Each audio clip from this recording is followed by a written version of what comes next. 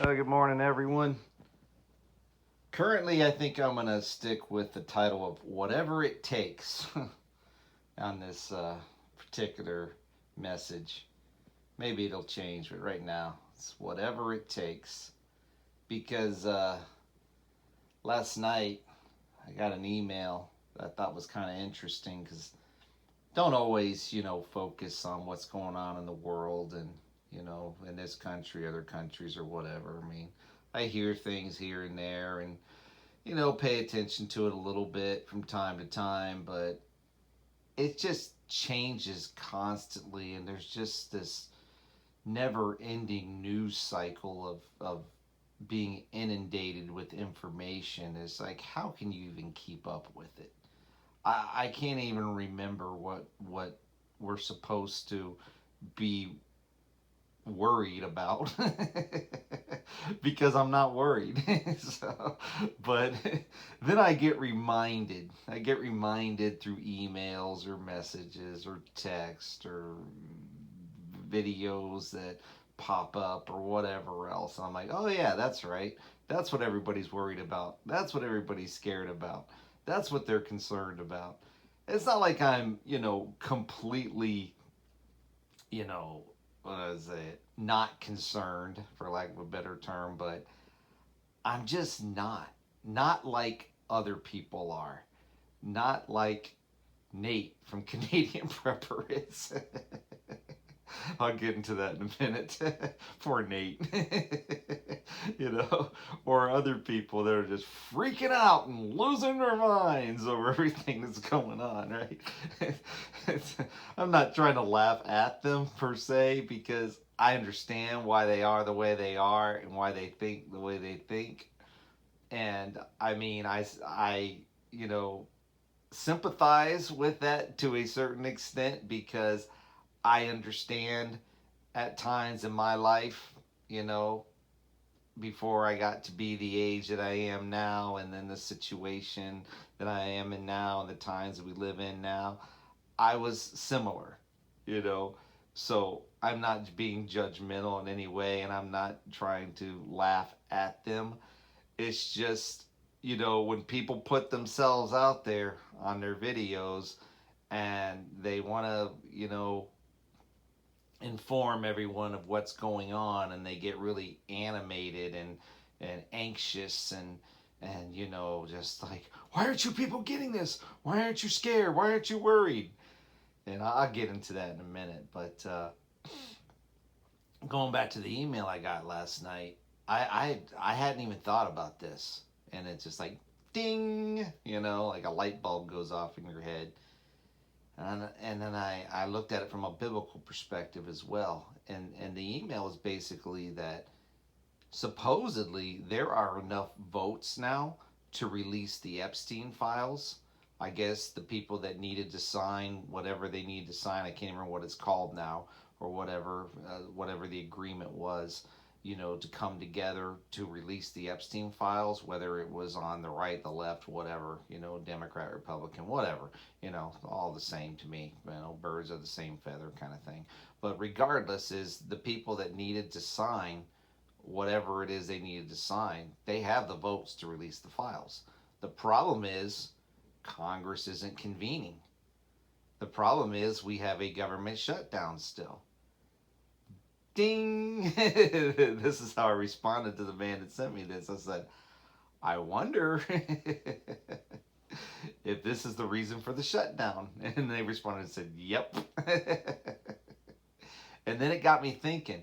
It's just like, it's not funny. It's really sad more than anything. But this is what the links that people will go to. And this is where I get the title, Whatever It Takes, at least currently, to hide their sin, to not be held accountable, to continually espouse their innocence, and to insult every person's intelligence in this country and basically in the world, and continually lie, and to treat us all like we're idiots and fools.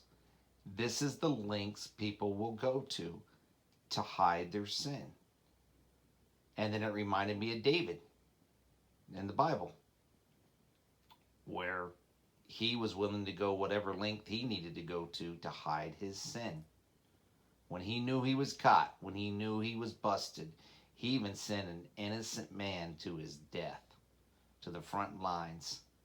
Now he tried at first to hide his sin by bringing that man back, but that man had such honor and character and integrity, Uriah, that he would not do anything to take his mind off the task at hand, off the battle, off of being the warrior that he was called to be. And he was willing to serve his king even unto death. And David took advantage of that. And David sent that man to his death just so he could hide his sin. And it wasn't until Nathan the prophet came to David and then told him the story about the man with the little lamb and so forth, and how, they took the traveler or whatever, took his lamb and said, and that was the only thing that was important to him. It was that, and David was indignant. How dare he? So hypocritical, because he was so blinded by his schemes in hiding his sin and trying to maintain his innocence and keeping everyone in the dark, that he couldn't even see that Nathan was talking about him, stealing Uriah's wife, basically, and sending her husband off to his death. And and the analogy and the example that Nathan gave, it was the exact same thing.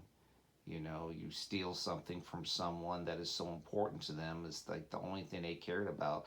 They loved this little lamb like a little pet, basically, and it was taken from them. Even though the traveler, the other man, had so much, he had to have what this man had as well. Does any of this sound familiar?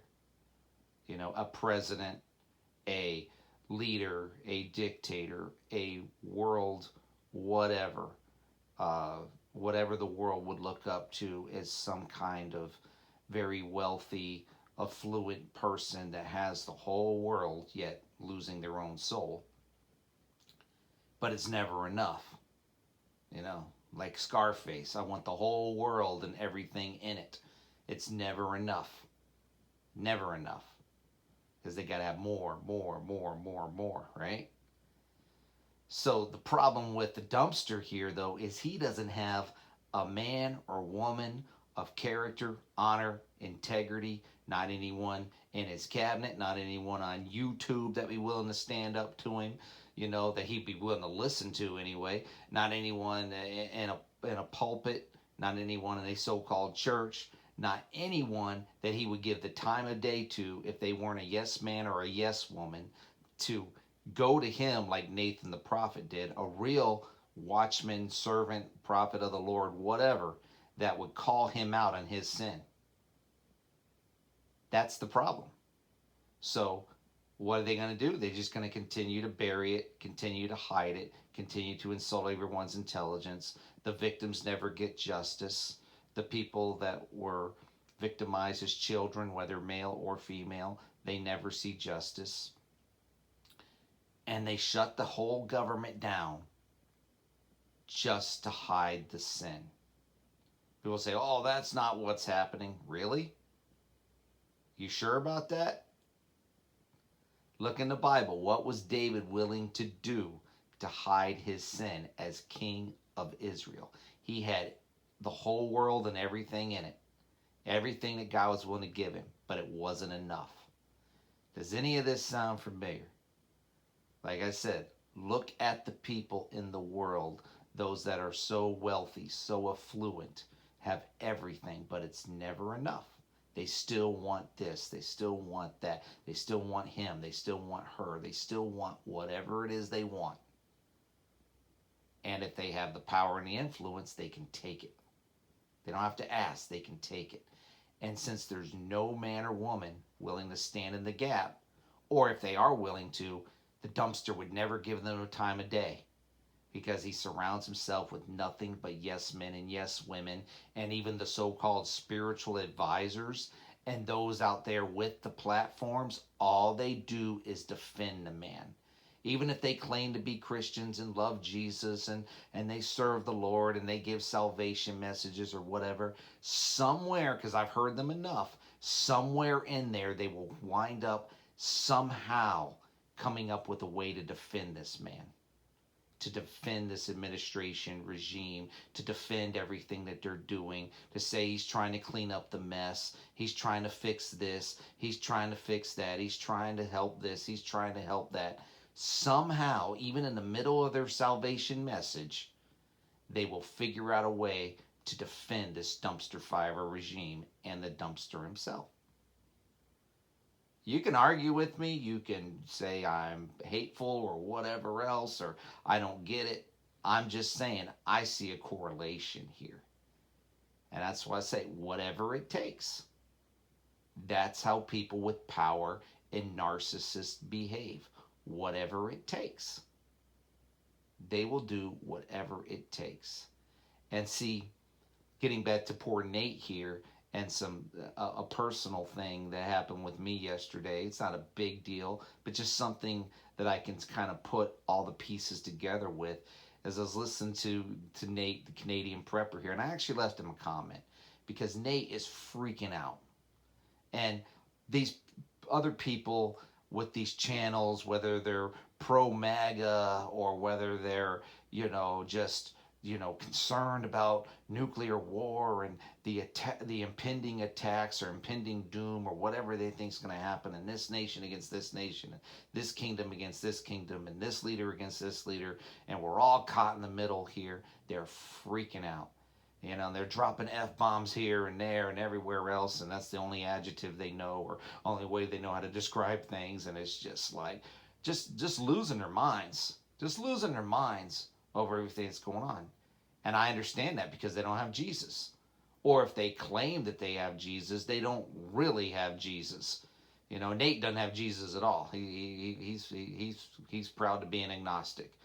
So I left him a comment because I'm listening to, and I usually don't comment on people's videos. I mean, on live streams or whatever, I will, just to be a part of the fellowship or whatever, just say hi to people or whatever. I try to make people laugh, or just if I feel comfortable, and if something comes up in my brain that I think might be humorous, I might comment then or what have you. But most of the time I don't leave too many comments on people's videos. But I just simply told him this. I just said, Nate, Jesus will give you peace. I said, just give him a chance. I didn't preach to him. I didn't leave scripture. I didn't, tell him, get saved, fool. I didn't say, I didn't bash him. I just said, just give Jesus a chance. Jesus will give you peace. Just give him a chance. That's it. That's all I felt led to do. That's all I did. Because the poor guy is just freaking out. He's talking about, I don't know how old he is. Maybe 40 or something. He's a young, fit dude. I mean, at least younger than I am. A lot of people I know or what have you. But he's talking about having a heart attack. He probably mentioned it 3-4 times. I'm like, don't be saying that kind of stuff. I'm gonna have a heart attack before this stuff is done. I don't know if I'll make it before I can get everything done that I need to get done. And it's just like, Jesus will give you peace. Just give him a chance. And then he starts talking about Alex Jones. Well, if Alex Jones hasn't had a heart attack yet, I guess I won't either. And I'm just like, he was like, he's going to take my idea, live from the bunker, He's like, he's going to start broadcasting from a bunker. And I'm just like, man, you people are losing it. You're losing it. But I understand. Because if you don't have peace, well, what's that old saying, no Jesus, no peace. But if there's no Jesus, then there is no peace, I mean, so that's why people are freaking out and losing it. And all these false preachers and pastors and hypocrites and liars and charlatans or whatever. Like I said, even if they do put out a salvation message somewhere within their podcast, their stream, their messaging, somehow it always comes back to MAGA. He's cleaning everything up. He's fixing it all. Just give him more time. And too many people are coming against the administration, and too many people are coming against this. And I'm just like, no, man, no, no, no, no, no. You don't want to see the truth. You're not going to see the truth. You refuse to see the truth. So even if you claim Jesus, and even if you claim, to represent Jesus, your actions and words and the fruits say otherwise, because you're still wrapped up in the politics of everything. You're still wrapped up in the support of a man, which basically comes down to idolatry. You can encourage people, you can love people, you can help people, but when you lift them on a pedestal and you put them up on this pedestal, and people make statues and they make this and they name this after them and they do this and they do that, that's idolatry. you know that's more than honor. That becomes idolatry, where you lift them to godlike status. you know that's what world dictators do. That's what warlords do. That's what people that are in charge of communist countries do, or whatnot. So I was just thinking to myself about these things. I'm just like, yeah, whatever it takes. These people will do whatever it takes to hide their sin, and to, even if it means shutting down an entire government and keeping it shut down, to where almost 1 million people lose their jobs, or either go on furlough, or they keep their job but they don't get paid. How are people going to live? They're used to having a certain paycheck, whether it's they live paycheck to paycheck, or having a certain amount of money or whatever coming in to be able to pay their bills. I've listened to I don't know how many videos and how many testimonies of people saying they can't afford to live, they can't afford their mortgage. If anything happens in their house or whatever, if they're a homeowner, they're not prepared to be a homeowner. They don't know how they can afford to get things fixed. They don't know they can afford to just simply live. Now, I don't know what everybody's lifestyle is like, and I'm sure they could cut back on this and that. I'm not Dave Ramsey, okay? I'm sure they could do a lot of different things, to cut back on things. I'm not judging people. I'm just telling you what people are saying. I'm sure you've heard the same kind of videos and the same kind of things, and now that they're cutting way back on EBT and SNAP, or cutting it off completely, and even expecting people to pay certain things back that have been scamming the system for so long, and and living high in the hog, and basically you know using what has been available to them for so long, but then not preparing for if they ever lost those benefits. They've just been so dependent upon them, and now the government wants their money back, or they're going to cut the benefits out, or at least reduce them to the point where people don't know what to do. So they're panicking, they're freaking out. Like poor Nate here, he's freaking out because he thinks the world's coming to an end, because everybody wants to blow everybody off the planet. It's like, well, yeah, that's biblical, dude. But see, since you don't believe, you're an agnostic, you don't care one way or the other, then you're going to freak out because you don't have Jesus. But if you have Jesus, then you understand that these things have to happen. You read the word, or you understand the word, or you listen to the word, and you accept that this is the way things have to be, and you're not going to change that. You prepare, sure, but you prepare ultimately spiritually first, and then you prepare physically. Yeah, you'd be a fool not to have some food put away, some water put away, some supplies, some emergency and hygiene supplies, and so forth, because eventually stores will shut down, or if they stay open, they won't have as much there, and then everybody's going to be in the line, whether it's for gas or for groceries or for whatever else, and you don't want to be caught in the line. So you want to have whatever it is that you need, as much as you can possibly, have it so it's available to you for emergency purposes. But then again, that's where faith comes in, where if you can't get what you need or whatever, then the Lord will supply. My God will supply all of my needs according to his riches and glory through Christ Jesus. So the Lord will continue to supply regardless. You can't afford it or you can't get access to it or whatever it is, then God will provide a way. Just like with all of these wars and rumors of wars and impending attacks and impending doom and this and that. Okay, if you have Jesus, worst case scenario, it's not even a worst case scenario, but I mean, basically, you die and you spend eternity with the Lord. Okay, I mean, and then if you survive, then He will provide a way for you, your family, whatever, fellow believers, that He will protect you miraculously and supernaturally, or He will take you to heaven, and not in some rapture. I'm just saying he'll just take you in your sleep or whatever it is, however he decides, however he deems it. And so you don't have nothing to worry about. You have nothing to be concerned about. You can go about your day in peace. Even if the whole world is crumbling all around you, you can go about your day in peace, and not freaking out. But then I see, like what happened yesterday, people put their hope and their faith in finances. They put their hope and their faith in the money. That's what they're putting their hope and their faith in. Because yesterday, I don't see my supervisor all that often, but yesterday I did. And he wanted to have a conversation with me. And I'm just like, man, let me explain something, okay? My route, nobody wants my route, okay? Because they don't look at it the right way. All right. But the main reason they don't want my route is I have more than everybody else. But the way my route is, I also get paid less than not everybody else, but a lot of people. So it's not right.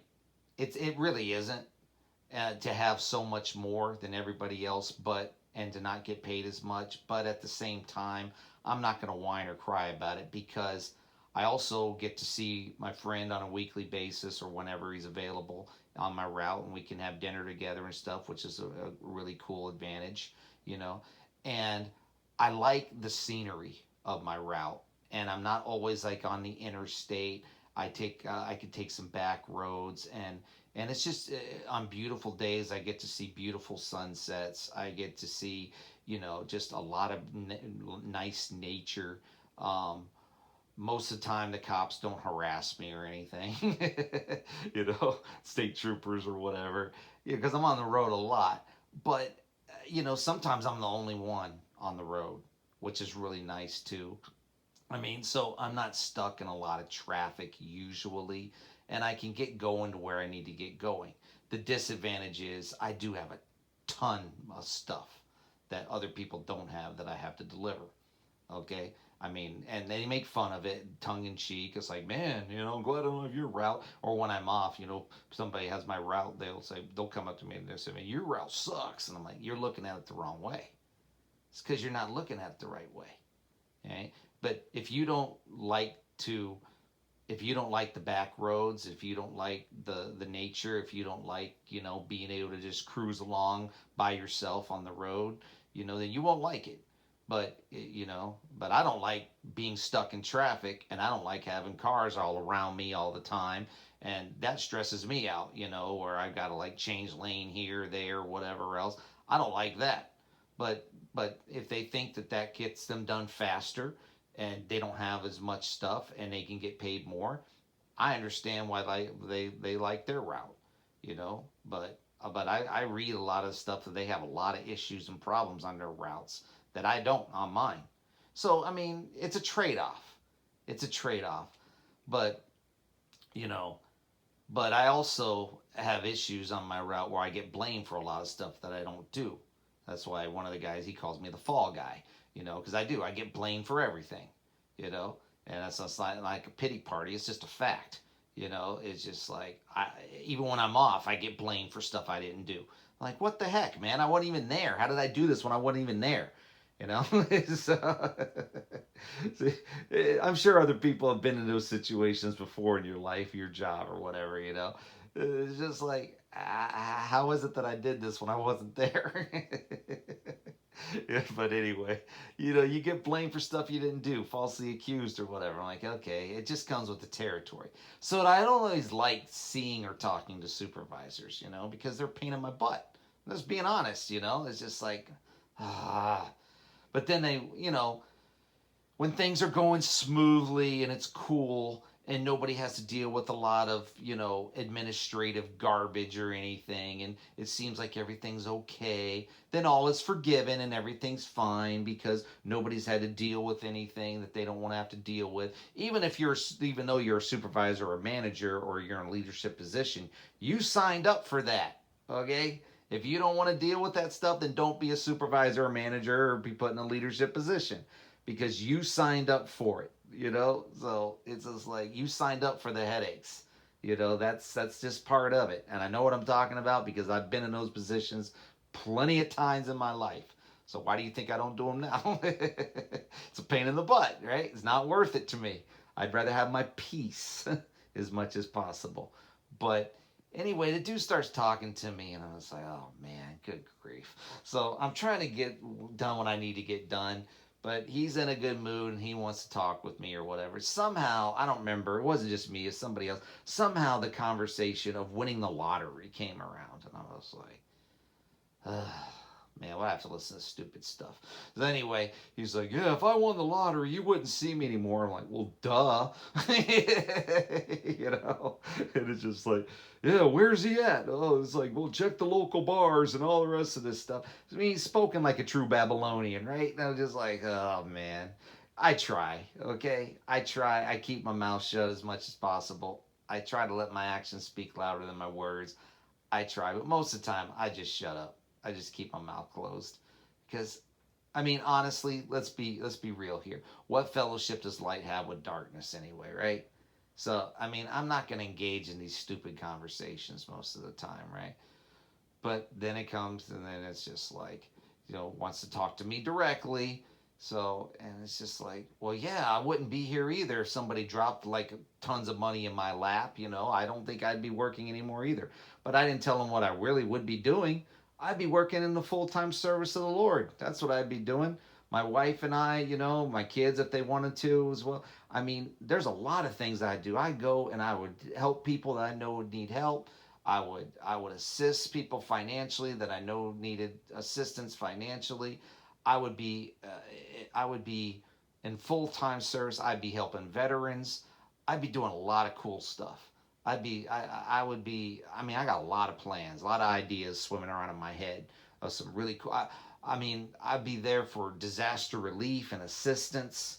I mean, because I'd be able to afford the vehicles, the boats, the planes, the helicopters, whatever it was needed. All I do is hire the pilots, whatever is needed to get in and get out of areas for after they got hit with hurricanes or earthquakes or whatever type of disasters. That's what I would do. I would do like full time disaster relief assistance, and the service of the Lord to help people out for whatever it is was needed.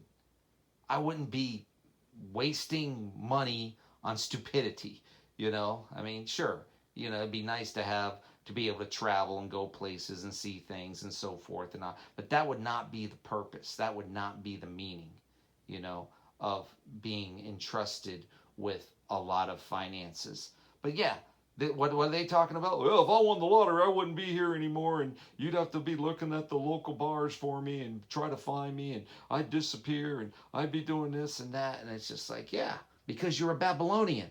Because you don't think. You don't think about anybody but yourself. You don't think about anything about what you want to do for yourself, how you can get out of situations, how you worship money, and how you don't want to serve anybody but yourself. Definitely don't want to serve the Lord. You don't want to serve others. This is why I can't talk to you people. This is why I can't have fellowship with you. because your mindset is on the things of the world. And that's like Nate and other people, not picking on them, but if your mindset is on the things of the world, then you're going to be scared. You're going to be worried. You're going to be thinking you're going to have a heart attack.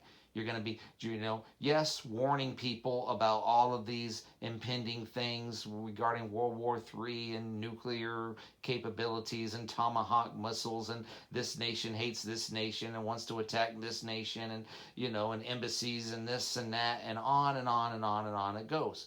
But like I said, Jesus told us all of these things are going to happen. So he even said, these are just the beginning of the birth pains. And he said, do not fear, do not worry about it. These things will happen, So, but if that's what people are focused on, if they're just focused on the things of the world and all of this chaos and violence and craziness, and like I said, I understand, I get it too. How many years have I warned people to get out of major cities and off the coastlines? People say, you're mean and I can't afford to and they don't need to do that and da da da da da da.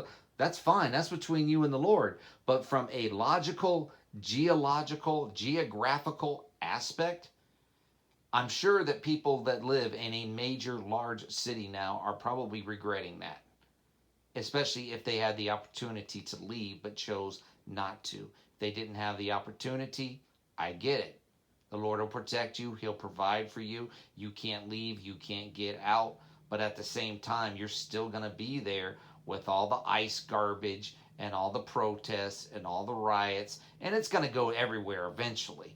But right now, the major cities, the major U.S. cities, Chicago, Portland, Memphis, New Orleans, L.A., New York eventually, everywhere that they want to make a point in, this is where the people are going to be stuck in these situations. I mean, and it doesn't even have to be major. When my wife and son and I were coming back, we had to go through Pigeon Forge, Tennessee. Well, I didn't know about the Slammed Enough thing. I posted about it yesterday. I didn't know about the Slam Enough car show kind of thing, which just really, really majorly backed up traffic in a major way. Okay, almost to the point where it's like I started to regret not taking 40 back, which has a lot of issues itself for construction and whatnot. But, what I didn't know until I saw it later was they actually canceled the car show early. And what we saw was the remnants of the traffic. We might have never gotten through there if they still had the car show. But why did they cancel the car show early? Because it's fall break this week, and I guess this is an annual thing, is because idiots started to fight. They started to riot. People started being stupid. They can't just go to an event and admire each other's cars and drive up and down the strip or whatever it is, and check things out, and be normal human beings. No. That time is way past, way gone. No, idiots have to fight now. They have to find something to fight about. So what happened? The police got involved, tear gas and everything else, and they dispersed the crowds and they dispersed the group, and they maintained control of the situation, and they canceled the show for the rest of the weekend for Sunday, which I guess it was supposed to go on the whole time. So we got caught in some traffic, but it was minor compared to what it could have been, because they canceled the thing. And so basically what we were seeing is the traffic leaving the area, and I'm just like, this is why people can't have events. This is why people can't control themselves. They're animals, they have to fight. They have to riot. They have to protest. They can't just go somewhere and act like a decent human being. Those days are done. They're done. They're over with. Whether people want to believe me or not, they'll keep doing it. They'll keep having festival this and carnival that and da-da-da. And it'll be the same thing over and over and over again, because it brings in money to the economy. So people will keep doing it, but they'll still have to have the police out there in riot gear with tear gas and pepper spray and everything else, dispersing the crowds, and breaking up fights. And I'm thinking, is it worth it? Is it worth it? But Apparently to some people it is. We can have a good time. We can have this and we can have that. And we can have parties and we can do this. Yeah. At what expense? At what cost? See, but like I said, if you know Jesus, you know peace. If you don't know Jesus, then there is no peace. And that's why people are putting out their videos about this and that and streaming on this and that and promising this and that and, and on with this and that. And it's just like, and I understand, they make money and they're monetized and da da da da da. The more videos they get out there, and that's their full time job. I guess a lot of people, I get it, But the bottom line is, where is Jesus in all of it? Where is Jesus in all of it?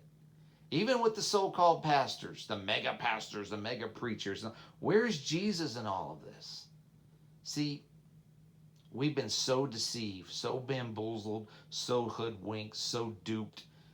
People think that they serve the Lord, but they're not serving the Lord because they've got their own agenda. They've got their own narrative. It's like, this is why I just pretty much stay away from people. Let my actions speak louder than my words, hopefully. Preach the gospel when I need to, however I can, whenever I can, or whatever. But for the most part, I just avoid people. It's like, because you people don't get it. I'm not saying you people I'm talking to. I'm just saying people that we're around or whatever. You don't get it. I don't think you're ever going to get it. So it's just like, if opportunities arise, I take advantage of them to preach the word.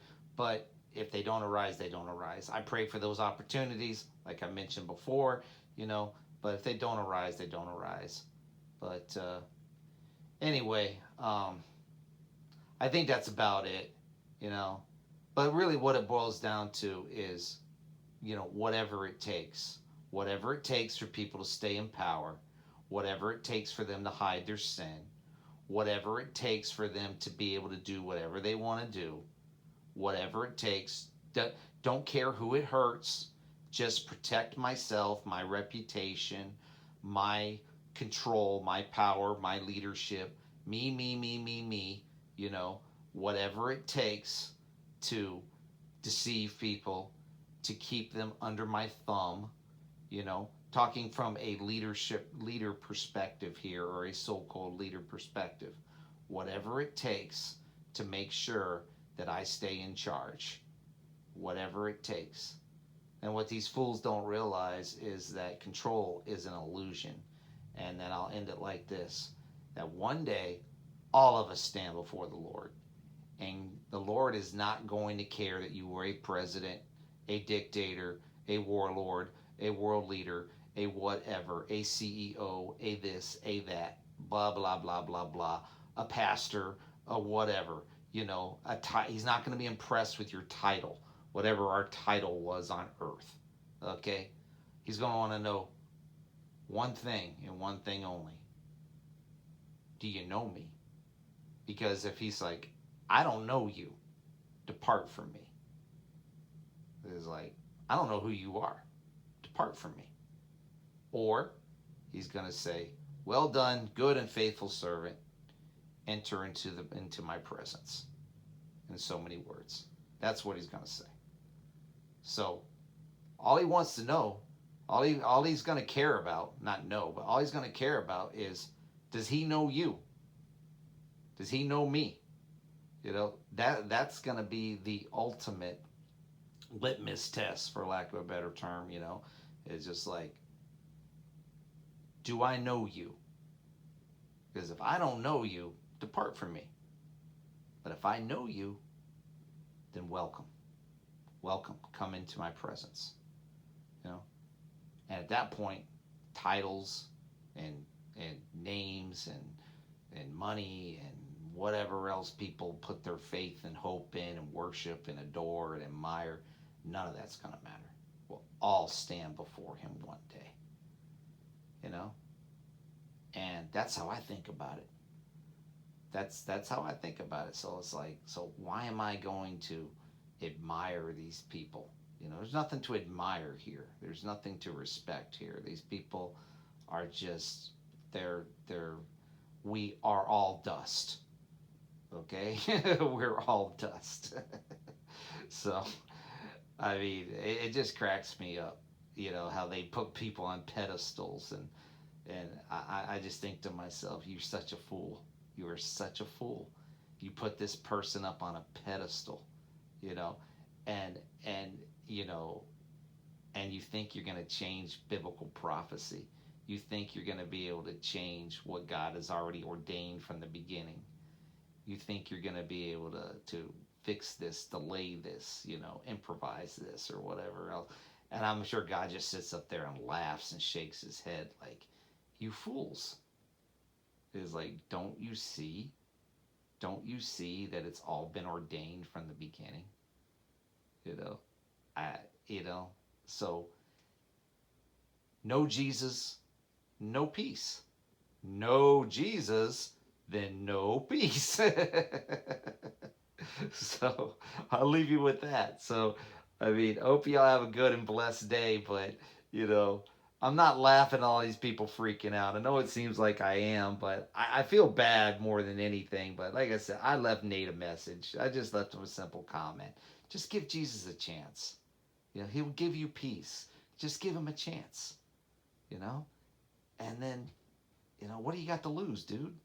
Your entire soul, if you never give him a chance. But I mean, seriously, if you want peace in your life, then invite Jesus in. And then, yeah, of course, you're going to have hard times and difficulty and trials and tribulations, but the Lord will be there with you through them all.